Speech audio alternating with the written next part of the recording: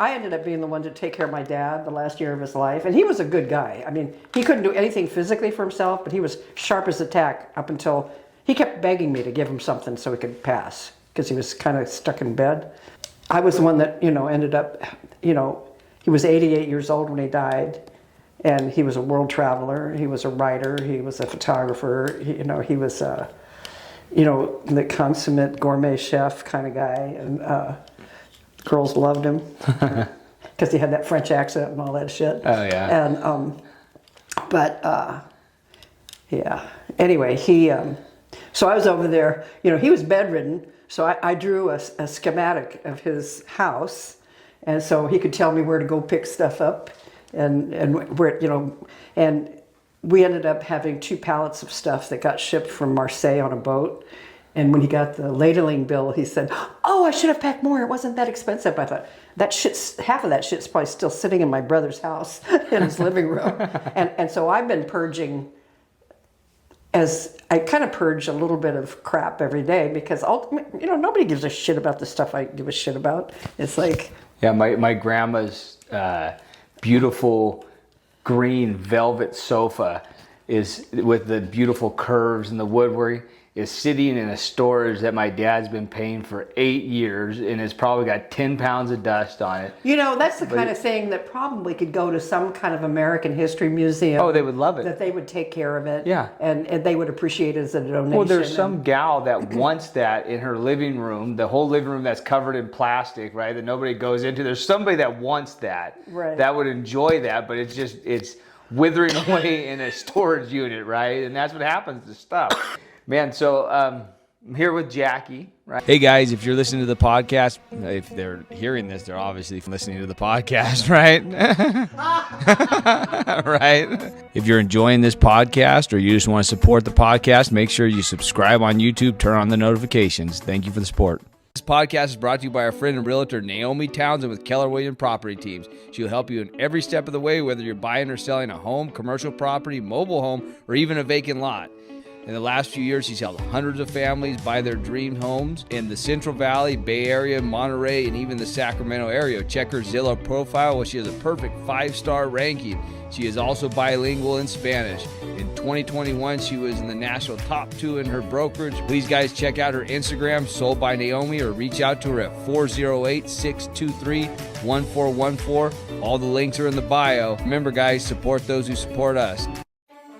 This podcast is brought to you by our friends at Sorensen's Ace Hardware, located at 402 Washington Avenue in Los Banos, proudly serving the community since 1947. Please check out our friend at Sorensen's for all your hardware needs. Come on, guys, support those who support us. Thanks, Sorensen's. Sorensen's also has a Modesto location located at 1433 Coffee Road. Modesto, true value for all your hardware needs. For all of our people out in the Modesto area, please support those who support us. Thank you. You gotta get uncomfortable, get comfort. There's some help. It ain't on the way. It's already waiting for you. This little pill right here could take over your life. And I found that out the hard way. Mission statement of this podcast: highlight stories of people that I've met in my journey in recovery. Right, and man, we don't know each other too well. But how I do know you is I went to a meeting, and I was asked to be there, and I kind of spoke a little bit, and then I heard you talking, right? And this happened on multiple occasions because I went back to that same place and I heard you talk again. And when I heard you talk, I said, man, this lady is special, right? And this is my opinion, right? This is my opinion.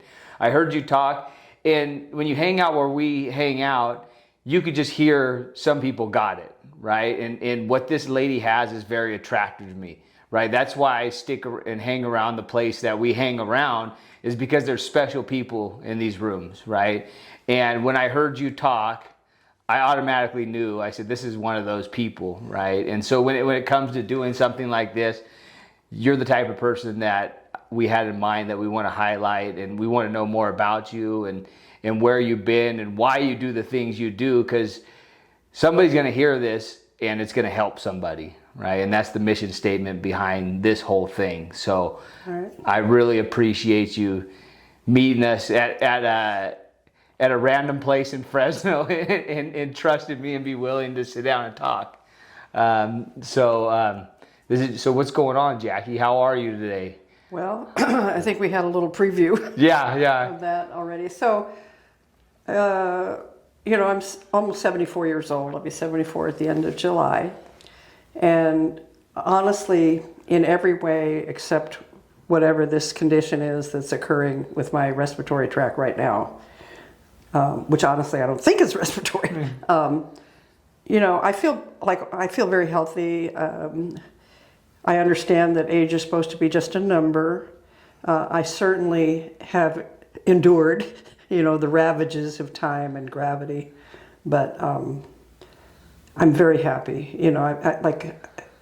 When I reflect on my life, it's amazing. Like I'm my own witness of what can happen for somebody who was nothing, had nothing, knew nothing, that went, like my first leap of faith was hitchhiking across country when I was 17 years old with no shoes, $4 and a sleeping bag by myself. Wow.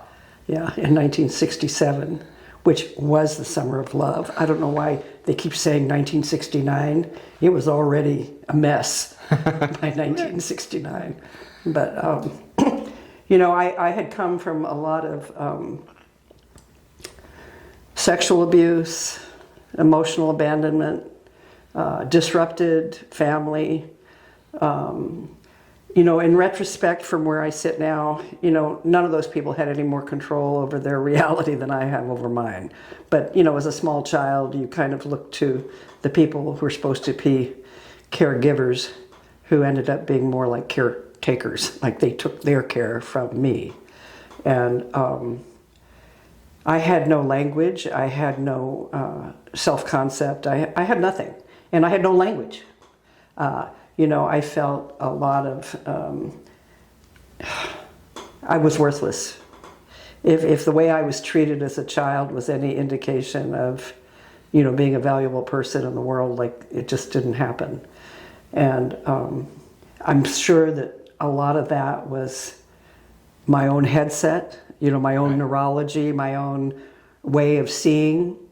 And very early on, I became aware that I had a very strong intuitive ability to not, predictably tell the future, but I had lots and lots of precognitive visions about many of the things that were occurring just ahead of me on my life path.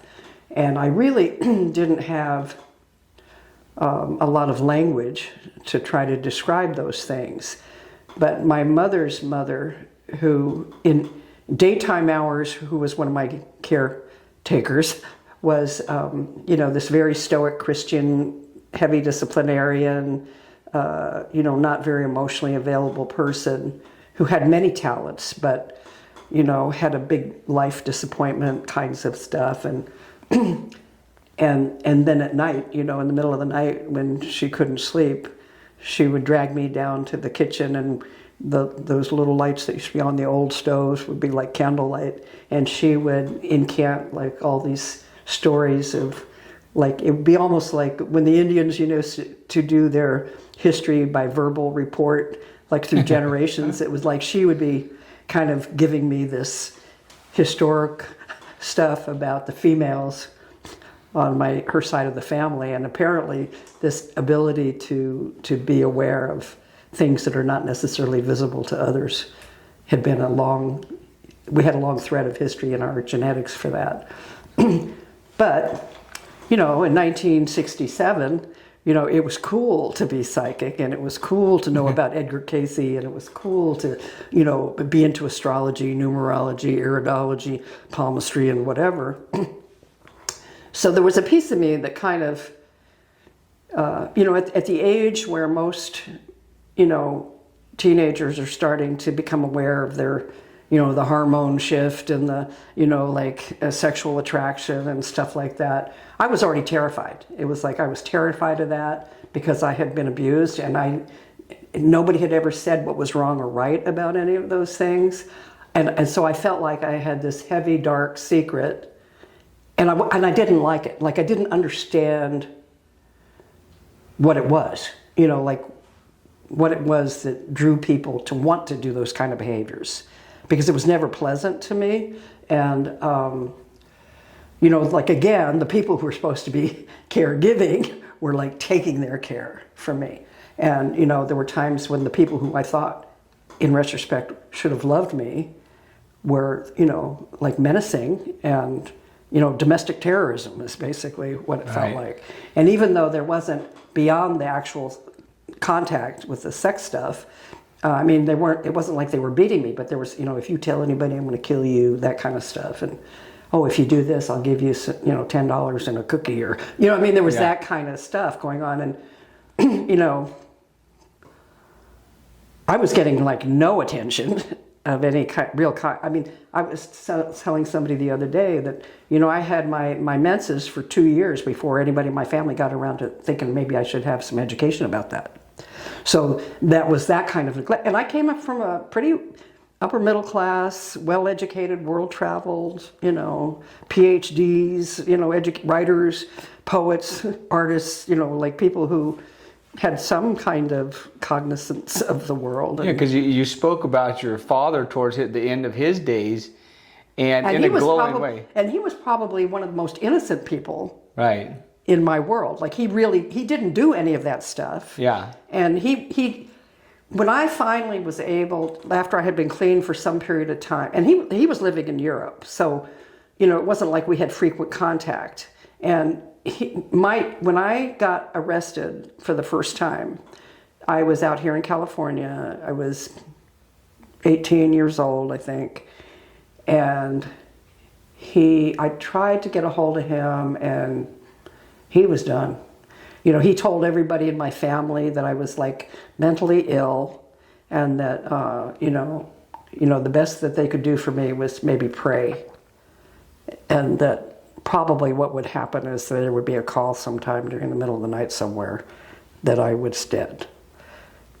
Which probably in some ways would have been a relief to him, because, and he didn't get many calls after that. One time my aunt, my mother's older sister who lived in Maryland, had a friend that she'd known that had been a neighbor who was the head of the Bluebirds of America or something like that. And when I got busted, my aunt called her, and she came down to the Oakland municipal jail to have a look at me.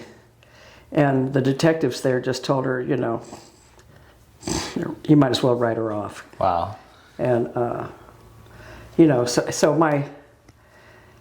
I was never good at hiding what I was up to. And I had 3 families of rescuers that one I met in Oakland, and then they ended up moving to a small horse ranch north of Reno. And half of the family, when they moved, half of the family waited for me to get done with my court shit. And that was more than I had ever gotten from anybody in my blood family, that kind of care. And I seemed to fall into like these little family people, like different family people who somehow I would have contact with that would open their heart to me.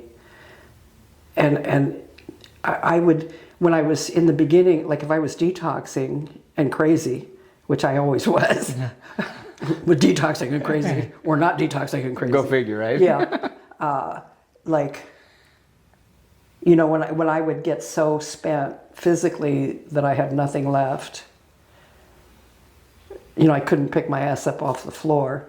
These people would welcome me into their home, feed me, clothe me, shelter me, give me a bed, and try to give me some kind of sense of connection. And what would happen is that about the time that I would be physically clean long enough, the shit for guts and the shit for brains that I had no names for would start to come, and the drug call, I used to refer to it like the time to go. Right. And I never questioned that, because, I would call drug use, like if you wanted to call it partying, That's what it was. Right. But really, I would have called it whatever you needed me to call it for you to share your shit with me, or, you know, give me your inroads to whatever.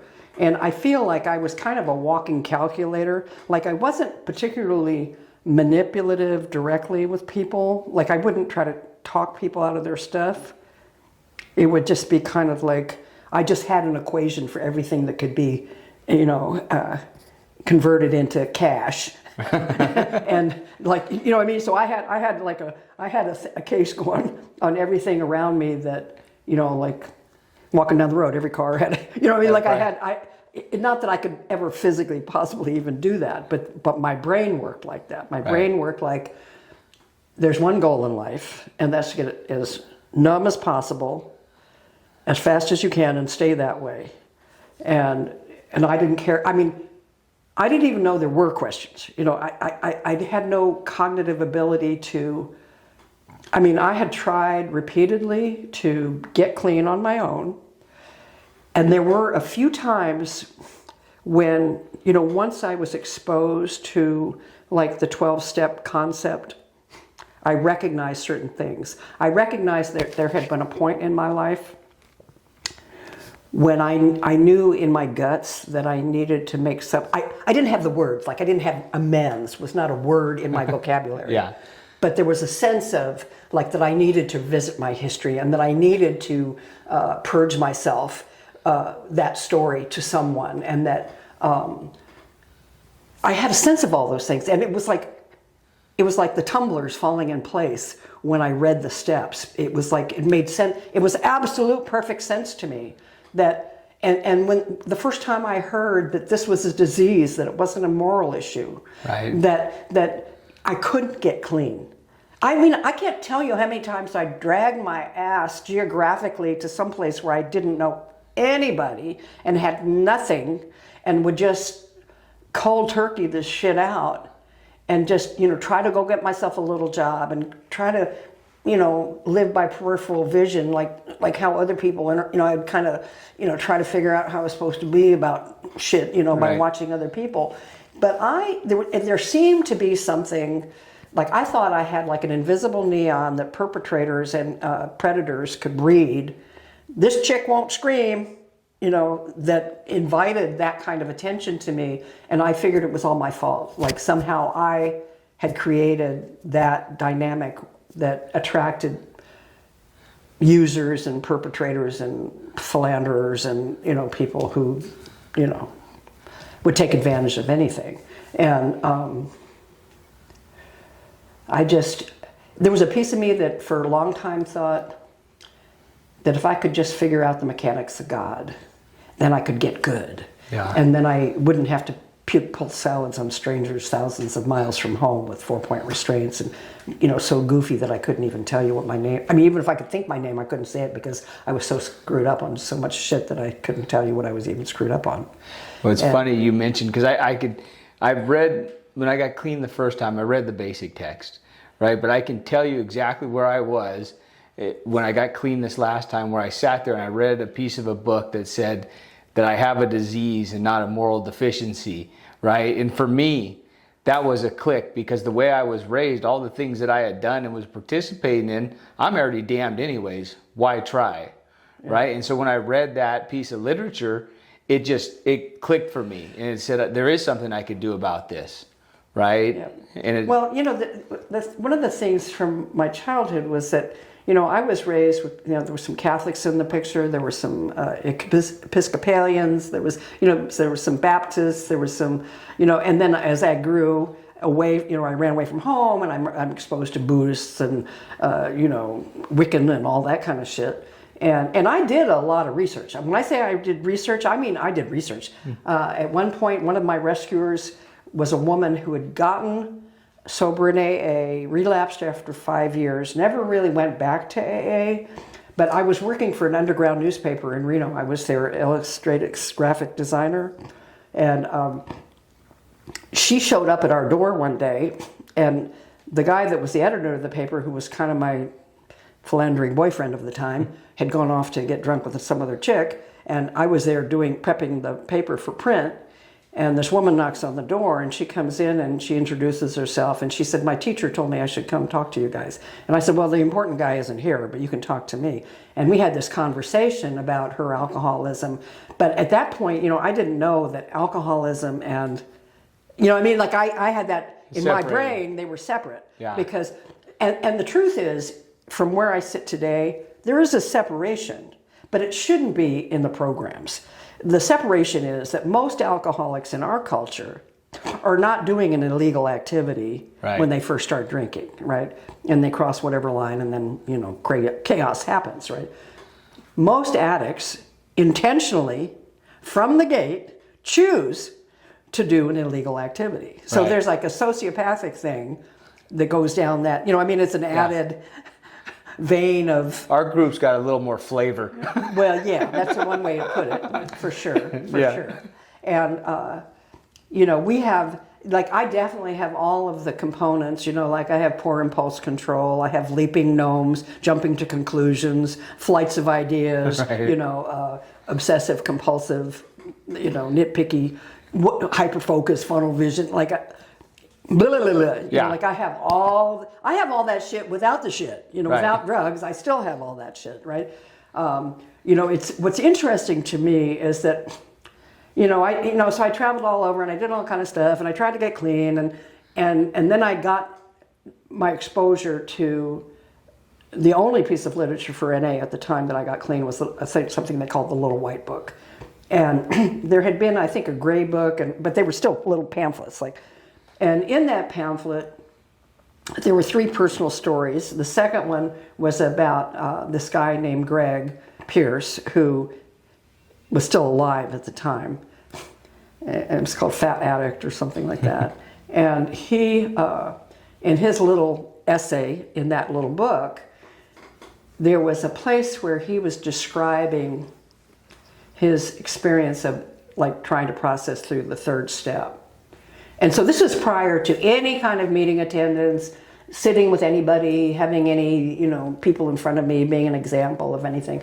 And I'm reading this, and it conjures up this image in my brain of the, the Pinhead brothers, the Keep on Trucking guys with the big boots and the like little heads that come out, and I would see them kind of in a parade out of Buddha's belly button.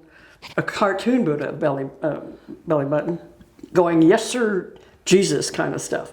I mean, that's kind of how it felt.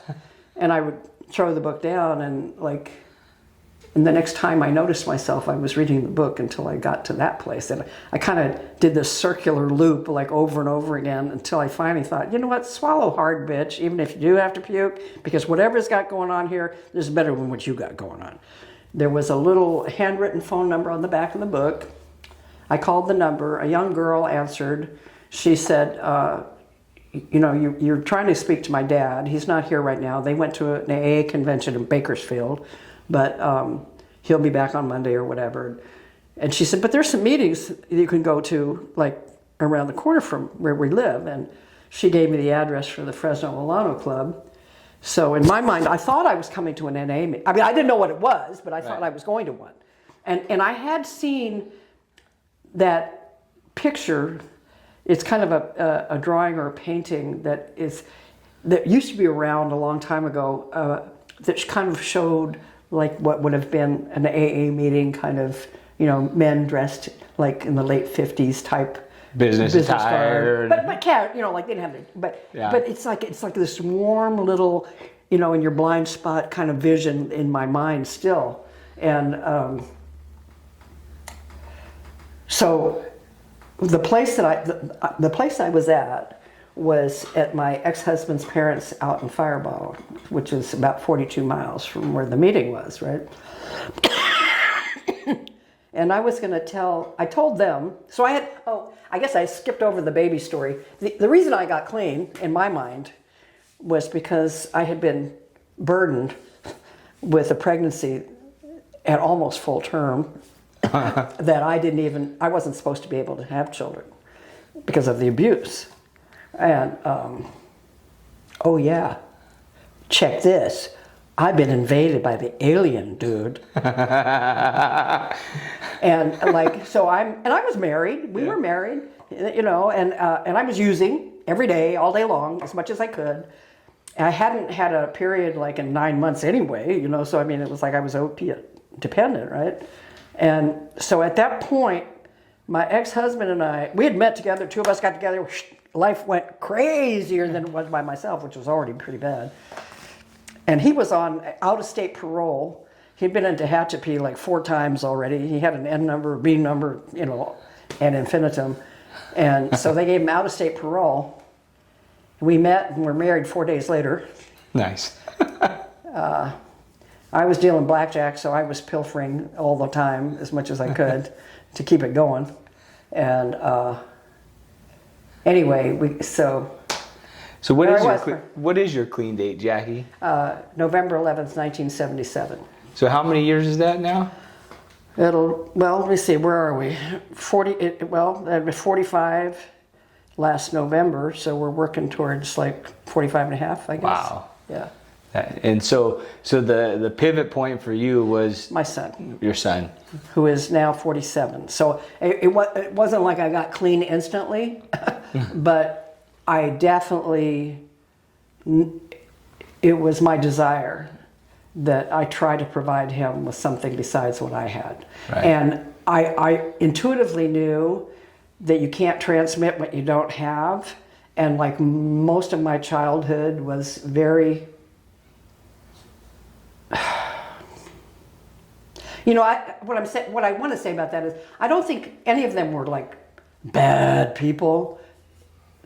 None of them, you know, we got what we got, we get what we get, we do what we do. I think most of them just were fearful, felt like inadequate maybe, never really, they were all very smart and very creative, but never really got to explore that part of who they were because they were so financially insecure about everything.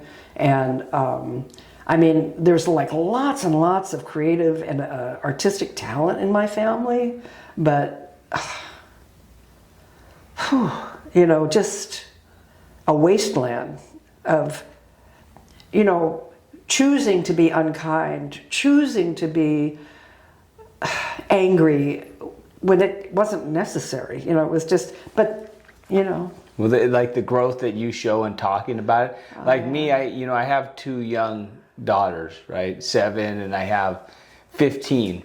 And when you talk about it, it enrages me, right? Sitting on the outside, like just hearing it, it makes me like, oh my God, right? And listening to you talk about it, it like part of me is like, is she making excuses for these people? The other part of me is that's the growth that you showed from recovery. Well, like how do you come to that? Well, I tell you what, holding on to rage. Yeah. And I'm not saying, I mean, I get upset. Fuck you, motherfucker. You know, like, I still have moments in traffic, believe me. Yeah. Where did these guys get their, they must not have a driver's license, you know. Were they playing a video game? You know?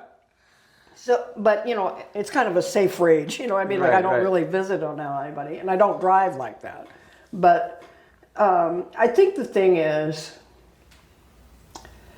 here's what I've come to. And I mean, I've done a lot of talking, a lot of dumping, a lot of venting, a lot of being judged. I've done a lot of, you know, not being, like, I am definitely probably not the most popular person in Fresno, NA.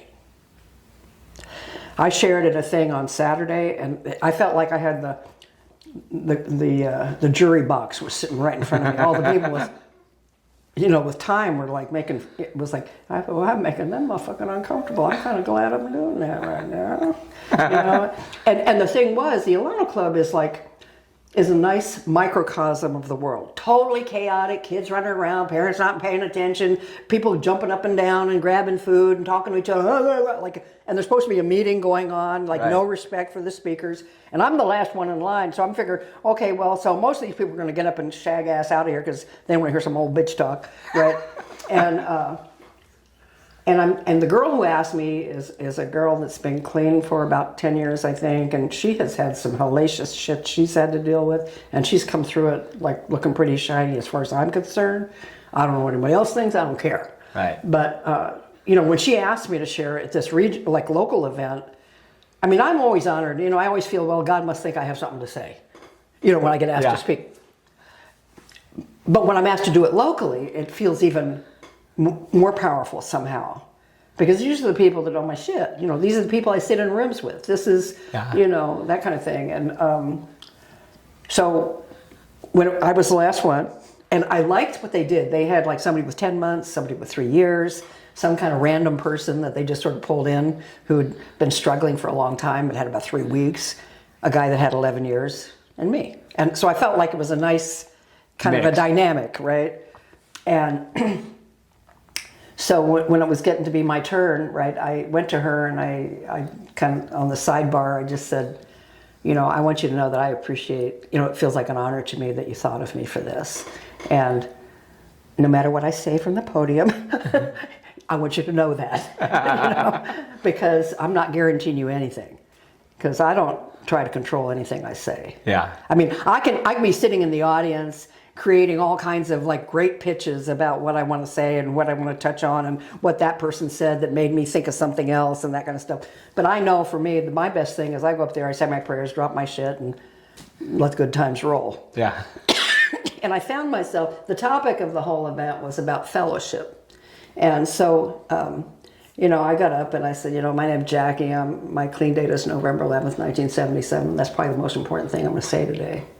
That is the single most important fact of my life, because without that, I wouldn't have a life. Right. And, or I wouldn't have what I want. But anyway, but I found myself sharing in bits, like in like 2 or 3 sentence bits, because I realized it didn't make any difference, right? It's like most of these people's attention span is so short and they're so preoccupied with themselves that it doesn't, I mean, if I do a long novel of my life story, chances are most of those people aren't going to, you know, be, you know, like, what? Yeah. And so, but the thing about doing it that way is that I get to say all kinds of shit that normally I wouldn't necessarily say, not just because it wouldn't fit, kind of, not like I'm intentionally controlling it.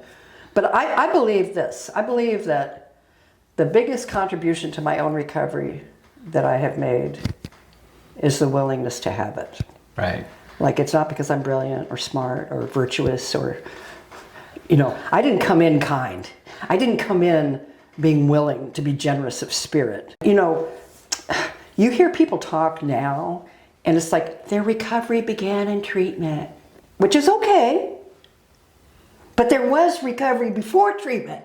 Right. People like me flying by the seat of our, and now you go to a meeting, and one of the things I said was, you know, it used to be the only requirement for membership was a desire to stop using. Now you sit in a meeting, they have so many fucking rules, by the time you get to the end of reading all the rules about how you're supposed to behave in the meeting, which nobody does anyway, the meeting's over with. Or, you know, it used to be that when it's your turn to share, there's no crosstalk, you just get to hear yourself.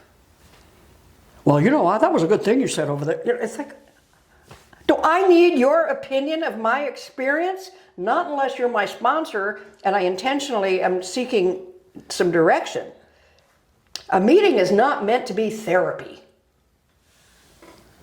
It's meant to be a place where any person, 2 minutes clean, 20 years clean, 40 years clean, can come in with their peers, say a prayer,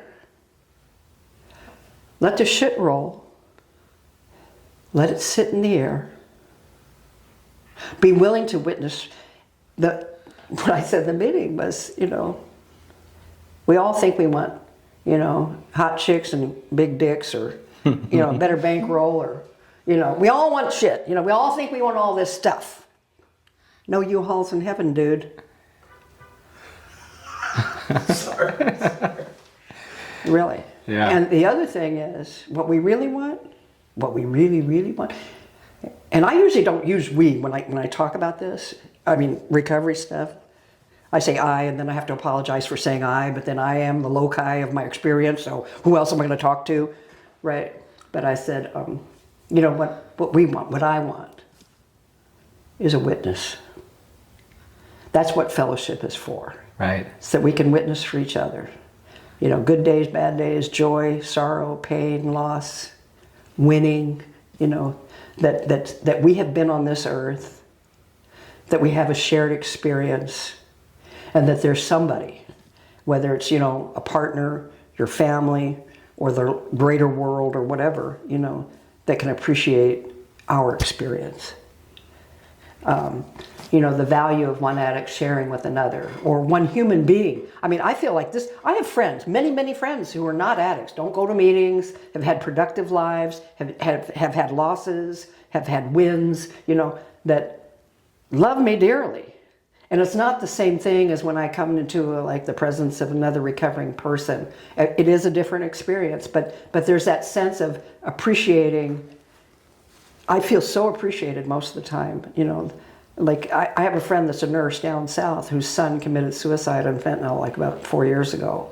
And I feel like somehow I'm a connection to him for her when she lets me come and stay at her house or invites me to house sit for her. So, I mean, I'm invited in people's houses and they go in Europe and I'm taking care of all their shit. Yeah, that's pretty, you know, that's pretty good.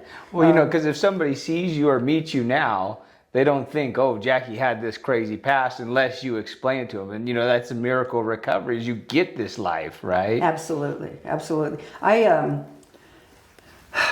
You know, I've been working on fellowship development globally since the very beginning of my recovery. My first international speaker thing was when I had 4.5 years clean.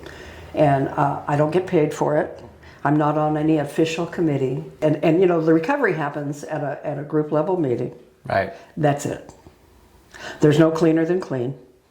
That's it. You know, we all have something to give. I mean, I feel like I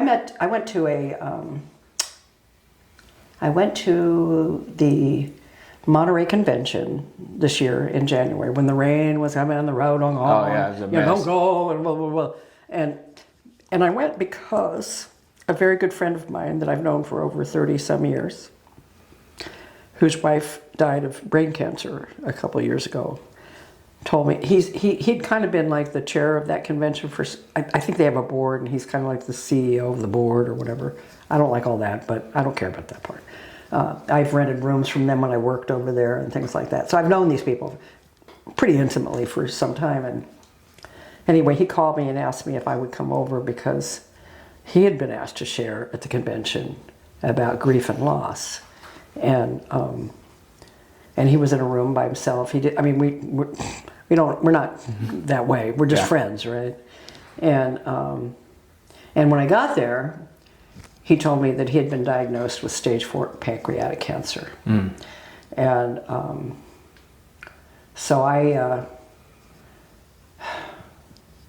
while I was there, my ex-husband and his current wife, number 7, was there. They were both speakers at the convention, and she gave kudos to me in the women's meeting, and I stood up so everybody could look at me and say, "Yep, this is her." And it was okay. I mean, I ended up forgetting all my clothes, so I had to borrow a T-shirt from her and a pair of, sweats from him and stuff like that. But I don't go for those, how cute can you be at a convention kind of thing. And right. The day that I left, it was Sunday after the convention's over, I meandered over to the little Starbucks down from the hotel, and I'm standing there getting ready for my coffee, and this little Asian girl says, Jackie, right? I go, yeah. And she says, well, she said, I saw you at that women's meeting, and we just started, and I don't sponsor her, but she calls me. She called me yesterday, right? She calls me when she's feeling stressed out and fucked up and twisted off and reactive, and she calls me and we chat for a little bit, and I try to give her a little bit of, how to navigate through some of these things. And, there's days when I feel like I'm too old, I don't have anything relevant to say, these people get tired of hearing my shit, But I tell you, I was just at a noon meeting over here, a little while ago. And there's something that happens to me. I'm going to tell you one more thing, and then if you have a question, we can go to the question. I'm enjoying this so much that I don't really have to do any lifting. I'm just kind of listening, so I'm enjoying I it. can go on and on, on and on and on and on. But okay, I want to backtrack just a little bit. There's so many. I have so much. My recovery experience is very, very dense. I mean, I have a lot of texture. I have a lot of colors. I have a lot of global experiences. And I don't say that like I mean like I do. It's what it is. I've been gifted with this, right? Yeah. And I mean, I've learned how to budget money. I've learned how to get my nails done. I've learned shit, since I've been here. And I went from being that woman who didn't know that I was pregnant to a 40-year career taking care of other people's premature babies all over the country. How in the fuck did that happen? How did God hear me when I was sitting in that place, pregnant with my son, holding and bottle feeding other people's babies in that regional hospital I couldn't get in the front door of by myself because God put John Chappell, who was probably the most knowledgeable guy in the fucking United States about the disease concept of addiction, who had resigned from Nixon's drug advisory board and took a position at the head of the psychiatry department at the University of Nevada, Reno Medical School. And that little nurse in that little clinic that I went to where the doctor basically said he didn't give a fuck if I was an addict. He was just there to catch the baby. And she went on her own volition, unbeknownst to me, and found John Chappell. And the next time I went to the clinic, there he was, waiting for me. Jackie, I'm going to create a program for you in 1976 when these things didn't exist. Gave me a blind methadone taper in a private room in a private hospital. My son was born one day clean with no symptoms whatsoever. But in those days that I had sat in the hospital, the day shift, one of the night shift nurses had asked the attending if I could go down and hold and bottle feed babies, and they said no. So they waited till night shift and they came and got me anyway. And they scuttled me down to the little room where they didn't even have isolates yet. They just had radiant warmers and little cribs. They had little music boxes and little rocking chairs between the beds, and the monitors were so big they looked like flat Christmas trees behind the beds. And I would wash and they would come and bring me a baby, and I would feed these other people's babies. And all I could think about was how fucked up my baby was going to be. Because these people had done everything right and I had done everything wrong. And there was one moment where I thought, if I ever get normal, I want to do what those ladies were doing. And I forgot about it. And I didn't even remember it, not even when I decided to do the nursing program, because Reagan had been elected and was threatening to cut all the social programs. And I had gotten college through state rehab, and I had found out I had a brain that worked really good. And I was taking all kinds of classes, everything from philosophy to political science, and I was getting A's at every fucking thing.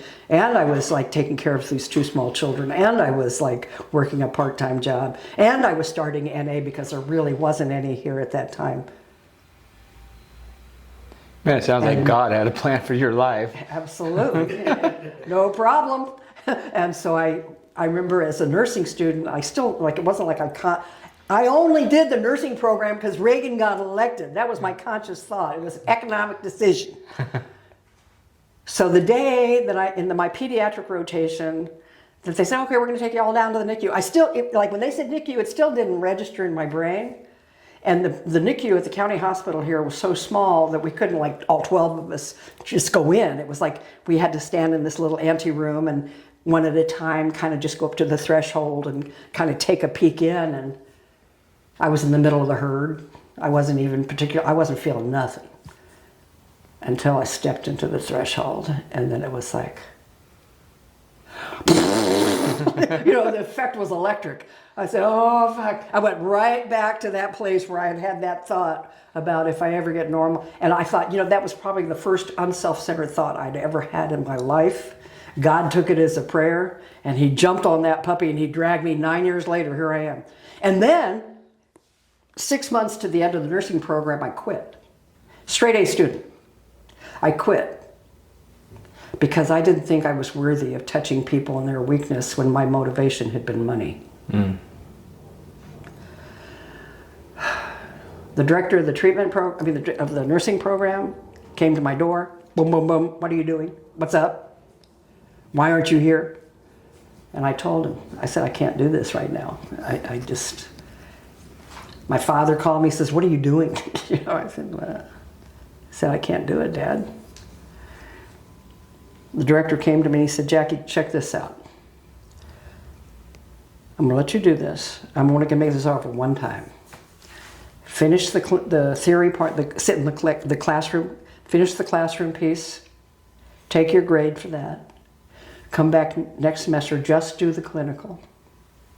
Second best decision I ever made, right? Because when I went back, it was like I was all that wind tunnel stuff that happens when you're a nursing student trying to rapidly get stuff done. It was like, that was gone. And the woman who I'd been afraid of, Ophelia Haron, had this reputation, right? And I thought, oh, fuck, I don't want her. But anyway, she turned out to be the kindest instructor in the whole place. But anyway, so when I graduated, I went to the graduation of the other people. That was very humbling, right? When I quit. But I went to my own graduation. My father was there. They had a surgery, and his girlfriend that was a friend of mine in recovery, both of them, they put on my graduation party. My father was mingling with all these people going, these are all addicts? They're all so nice. I said, yep. But when I went to look for work, the only hospital I wanted to work at was the county hospital, because it was the only one where the nurses or the patients seemed remotely happy when I was a student. And I don't know what I was thinking I was going to do, but every place I interviewed, they kept telling me, you need to go to the NICU. And I was going, no, not really, scary. Right. But finally, in desperation, because I needed a job, I went there and they interviewed me. And then they called me back for the second one and they asked me why I wanted to do it. And I told them the truth, not in gory detail, of course, but they hired me anyway. And a few years later, I had been the queen of the NICU on night shift for about 10 years, and then I went to day shift and was kind of not the new kid on the block, but I was kind of the new kid on the shift, so there was some political issues. But the same person who gave me the most shit, about a year later, nominated me for Nurse of the Year. Wow. And then the person who was the head of the hospital who was supposed to pick somebody to send to the National Nurses Association, she called me in, and I figured that woman finally got me. She reported me all the time, so I figured she got me. And I go down to the director's office, and I'm sitting there. She's got a stack of papers, and the top one has that chicken scratch from that girl. And I thought, oh shit, she found a way to get me. And I was like hearing red because I was so scared. And she said, Jackie, are you hearing what I'm saying to you? And I said, no. And she said, it's my job to pick somebody. And she shuffles through the stuff and she says, I pick you. Wow. They had me on the front of the metro section of Fresno Ave that year. And they were quoting me next to the head of neonatology and the head of peds. And I was the only nurse that was only a 10-year in person. Everybody else was like 30 years in, PhD textbook writers. And from somebody who didn't know where to go to this, right? And how do you explain that, right? Like, how do you explain something like that? So here's what I give to my recovery, is the willingness to have it. Right. Like, I don't know where it's supposed to go. I don't know what I'm supposed to do. I absolutely, my sponsor says, Jackie, you are probably the most radically, spiritually innocent person I know. God's everything, or he's nothing. And I mean, I use the word God, but I mean, you could call him Buddha, Bozo, Muhammad, Jesus, whatever fucking terminology suits you. Right. I mean, you have the option to choose whatever you want. And I choose God because it's easy and most people know what you mean. But I mean, my perception has changed. Well, I mean, it's always kind of been there, but like getting comfortable with my own psychism and my own intuition and like trusting my own guts. I had to go take horse training to get to really learn how to apply that instinct, because I had been so shoveled up and, you know, like bucking and dodging, and I had been in survival mode so much of my life, and even maybe the first 20 years of my recovery. I had some episodes that happened when I had about 20, 22 years clean, where I bankrupted out of the one and only house I'd ever tried to buy. After I had totally redone, it was beautiful. I knew when I laid the last tile that probably somebody else was going to be living in that house, and they've turned it into trash. But my daughter and I were in big conflict. She was like 19 years old, and there was really not a whole lot I could do about that. And she was super angry with me all the time. There was just a lot of things going on right then. I broke up with the longest term relationship I'd ever been in. I was grotesquely overweight in my mind. And I ended up having a seizure at work while I was holding a baby. And came to in the CAT scan machine in my uniform in my emergency room at my hospital. My lunch partner was the Catholic priest at the hospital, and he was waiting for me. And like all my best friend at work was like, "Holy shit, dude!" And I mean, they tested me. I had nothing on board. It wasn't like a drugs thing. It was like a neuropathy of some kind. I lost my driving privileges for 9 months. I was in a rental property down in the Tower District, and my daughter had recommended a piece of literature and given it to me about a year before that, and I had never opened it. And I opened it, and it was another variation, but you could tell that this person was probably a student of something called A Course in Miracles. And it was kind of like a daily reader, and it made some suggestions and gave resources for things to read. And so it was kind of a source book. Yeah. And within about, I decided, they recommended doing it like a gratitude list once a day. Well, I decided if once is good, two is better. And I'll do it in the morning and I'll do it at night. And within about 4 days, I found myself going from being this person who felt like, in Hellraiser, the pinhead with all the, and these things, for me, like I'm invisible to myself. So I don't see until I do, until I have something to kind of contrast it with.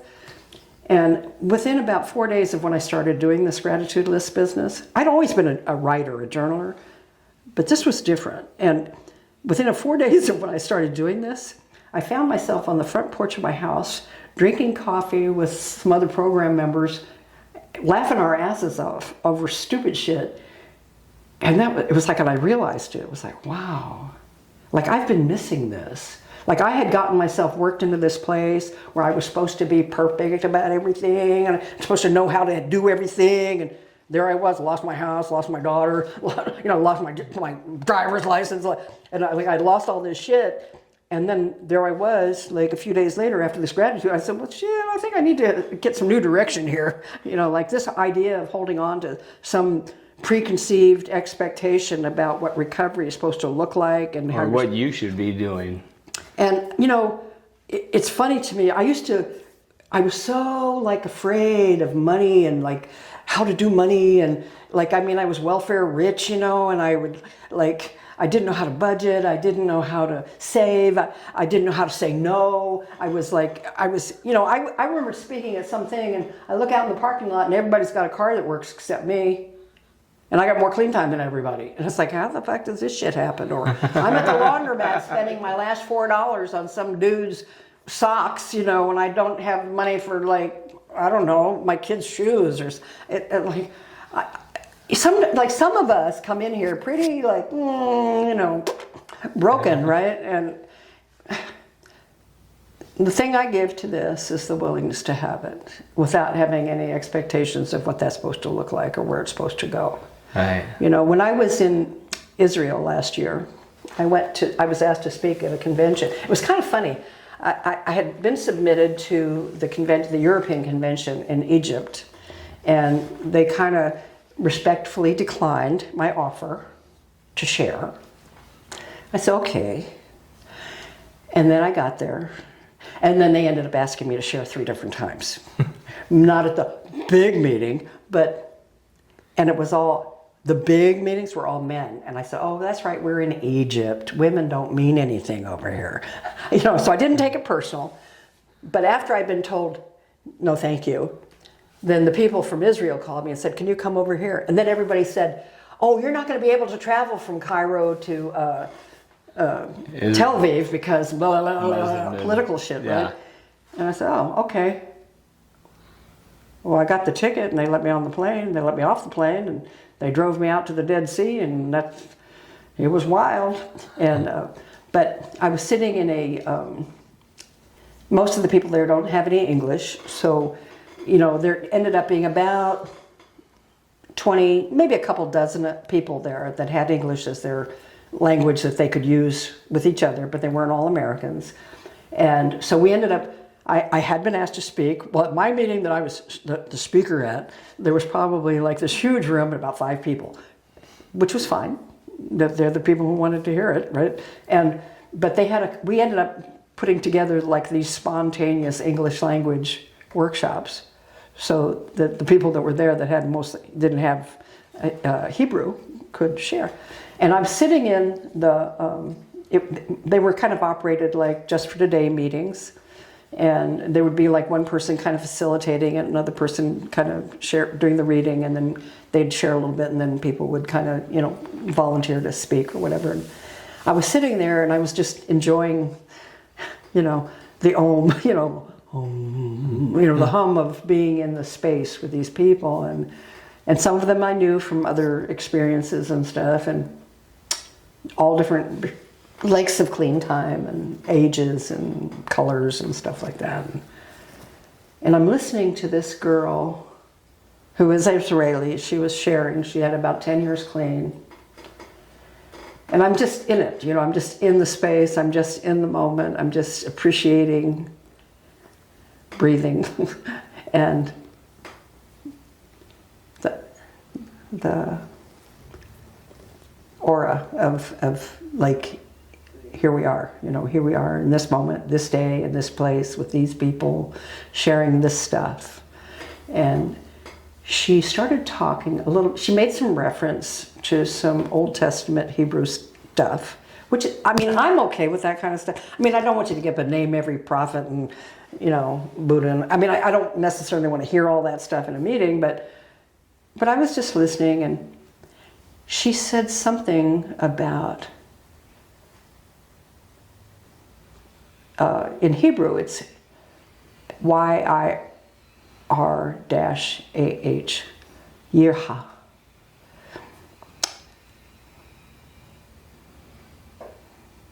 And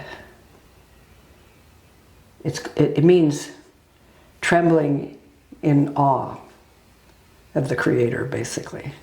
And I thought, fuck, I live there. I live in that awe. Like it doesn't mean I don't have challenges or I don't have disappointments, boredom, worry, rage, shitty drivers. Like what happens on the surface of this life is a light show. Wait a minute, it'll change. The longer I hang around the planet, the more I accept that life is chaos. Yeah. It's an abundant chaos. Crazy! And especially if you're sensitive, like creative, like don't buy the bullshit kind of person, like it's real easy to go, well, you can, I can see where getting attitude is real easy if you feel like it doesn't make any difference, like how do you establish like value? Well, it's not out there, it's in here. Right? Like that space that they used to refer to as like the hole in the donut, or I'm empty inside. Yeah. Okay, well, it's not really empty if you're paying attention. You have to shave off all the fucking crap, all the foam off the sewer creek. You got to get all your. But I did this and they did that. You got to empty the garbage. You got to get rid of the shit. Your story's always going to be your story. What they did, what he did, what I did, like all that shit will always be back there somewhere in the trail, but you don't have to be dragging it into your everyday, right? And it's like, so what do I want? I want a witness or I wouldn't be here. I want to be treated the way I treat other people. I would like to think that my life made a little bit of a positive difference, that it created a space for hope for someone else who maybe didn't have that feeling before. When I share in a meeting, I feel like I surrender, like before I open my mouth. And many times recently, I have found myself, God, they don't want to hear my shit. Or I have a judgment about my own, like what it is I have to offer. And I really feel it isn't even so much what the words are, because this is just a shadow at best. It's not the it of which we speak. It's what we got, so we got to try, you know what I mean? But really, if my recovery isn't something that is transmissible by spirit, then I don't have any.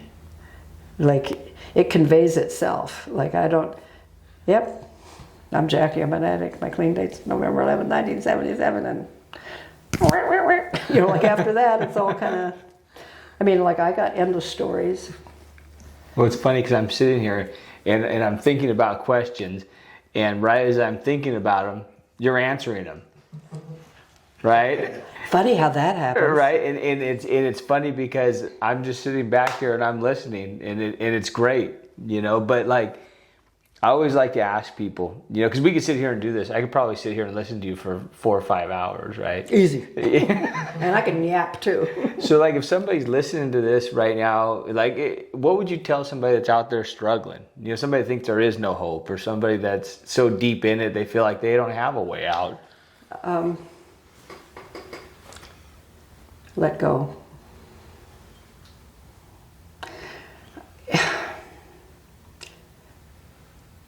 Stop listening. Stop listening to the shit for brains and the shit for guts. When I say shit for guts, I mean your own thinking. When I say shit for guts, I mean your feelings. It's like those are a flash in the pan. We have no control over what we think. We have no control over what we feel. Like, those are given to us. They're part of the tools, the curriculum. If we didn't have, in the AA literature, it talks about the juggernauts, the instincts, right? Survival, sex, security, and society. The one they don't mention is what I would call the instinct for significance, like where we fit. And maybe we're not going to be paying too much attention to that if we're not surviving. If we don't have food, we probably aren't thinking about God. We're trying to think about what's on the plate. So the thing is, there's lots of stuff in the literature that talks about, that they have a purpose and that they're God-given.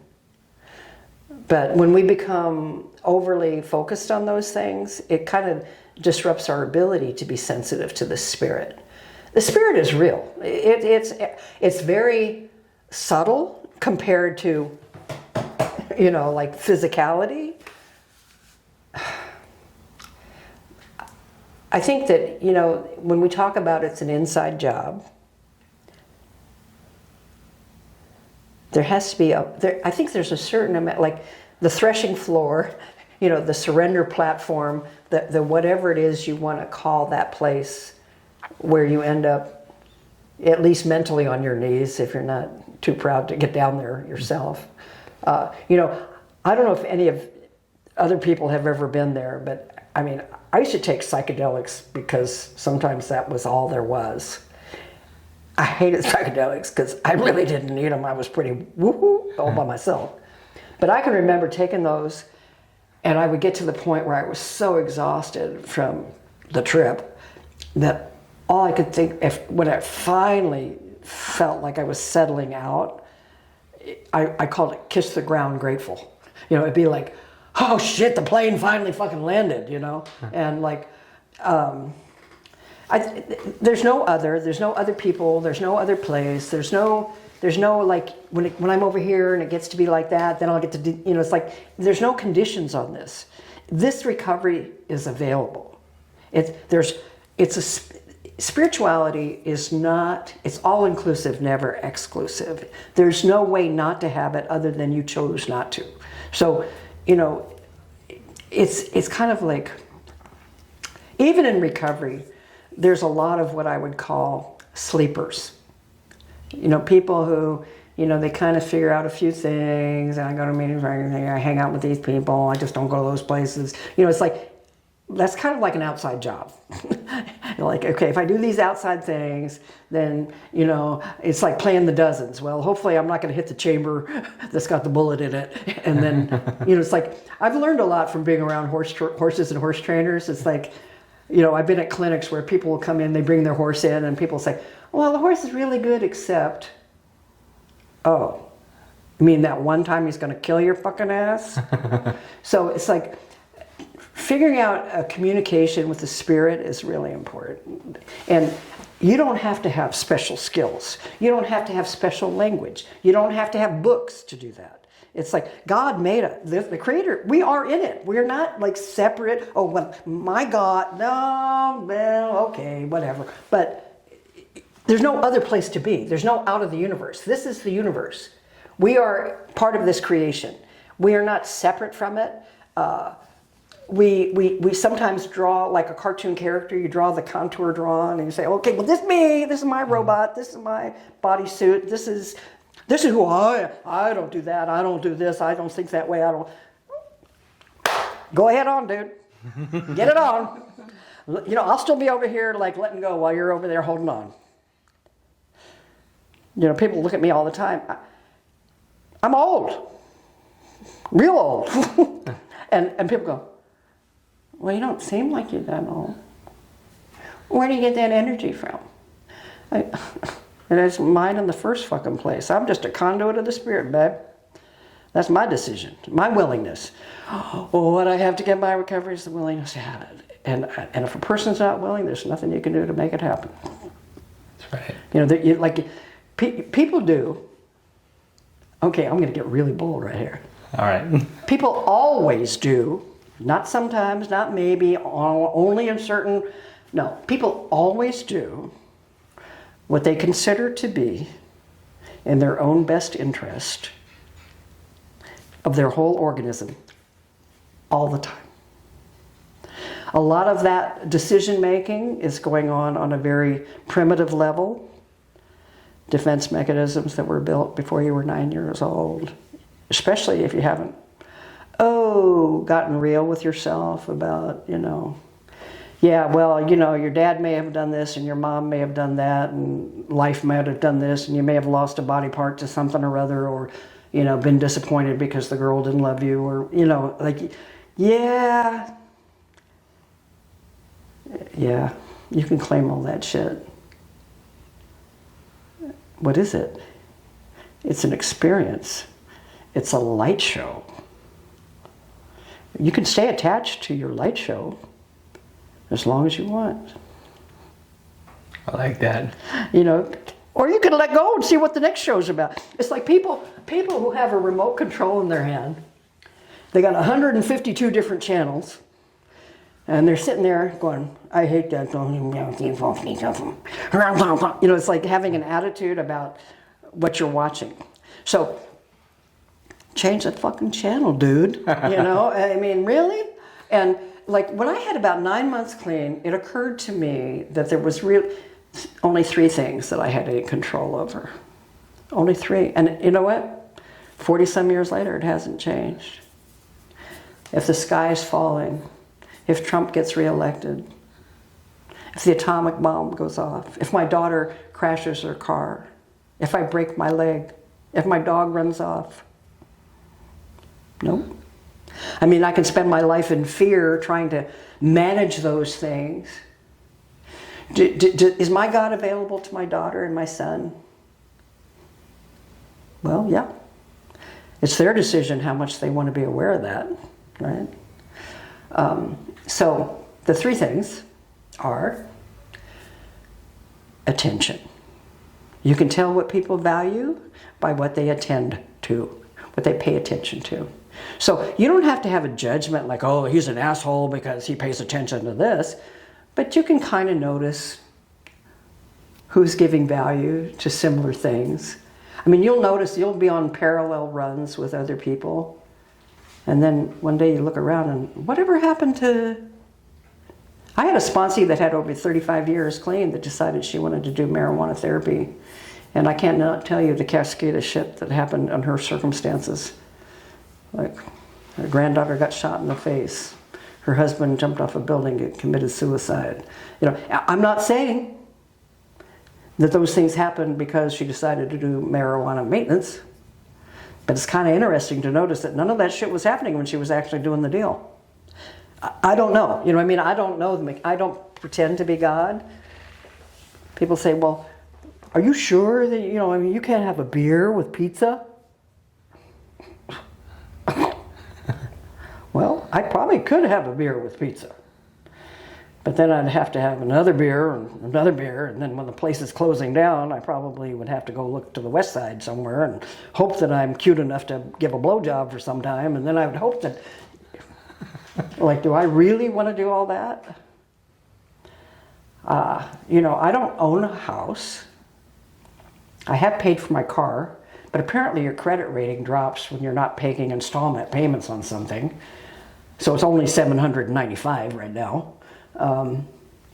I thought I was going to be going back to work after I had my accident where I broke my shoulder. And I paid for all my little recertifications, and then I found out that I couldn't really go back to work because my shoulder wasn't healing. So I have this hole in my life that started about the time I broke my shoulder.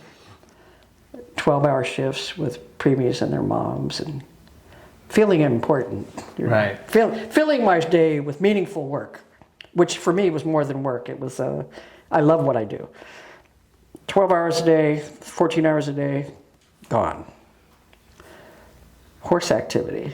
Well, there's no such thing as, horses are not predators, but they're reactive and they're flighty. But I love them. It's my therapy. But I really, without, you know, symmetrical use of my limbs, it's kind of iffy.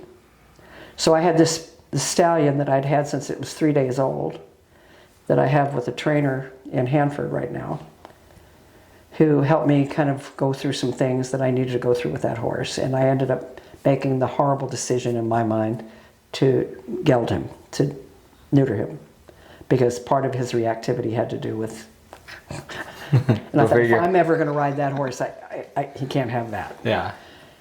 And I rode him today. I'll show you the pictures afterwards. But the second trusting that it's okay. Trusting that it's okay to have something in my life that I feel passionate about. I told somebody the other day, not every vacation has to be an NA convention. Not every trip you do has to be an NA related thing. Like, it's good to have people in your life who are not addicts, who know you, who appreciate your life, you appreciate their life. I mean, this is meant to be a springboard, like a foundation, and certainly not something I want to wander completely away from. But it's okay to explore other literature, read other philosophy, go to church if you want to go to church. You're like, that's what we're here to do, is we're here to learn. I mean, life is a learning curve, right? Some are sharper than others, and sometimes it feels like it's gotten really narrow, like I'm on the razor's edge right now with my physical health. But I don't feel bad. I'm not freaked out. I mean, I always thought I'd kind of dissipate into the ether, kind of like the Sandman and the Spider-Man movies. So maybe that's actually going to happen. I don't know. I told this friend of mine, I wish I could teleport. I wish I was that evolved, so I could go visit everybody as I want to when I think of them. I still have a hard time with the telephone. We didn't have telephones and cell phones and all that junk, you know, when I got clean. So it's like, it wasn't a habit. I didn't have anybody to call anyway for the first 2.5 years I was clean. But except for Jimmy Kennan. But time takes time, and it has value. I mean, we can academically talk about all kinds of shit, we can read all kinds of books, but there's something about having your ass in the saddle, you know, like where you're engaged. And horses are great for the here and now. They will get you to the here and now. And they're honest. They will give you an honest response. Of where you're at. Yeah. Because So I think we pretty much hit it out of the park, Jackie. Okay. So now, well, you know what? I want to give a shout out to my buddy Ernie and his wife April, Ernco, for allowing us to use their building today. And the last thing is you owe me a hug. We always finish this with a hug. Okay. I can do that. You had me in a trance. I was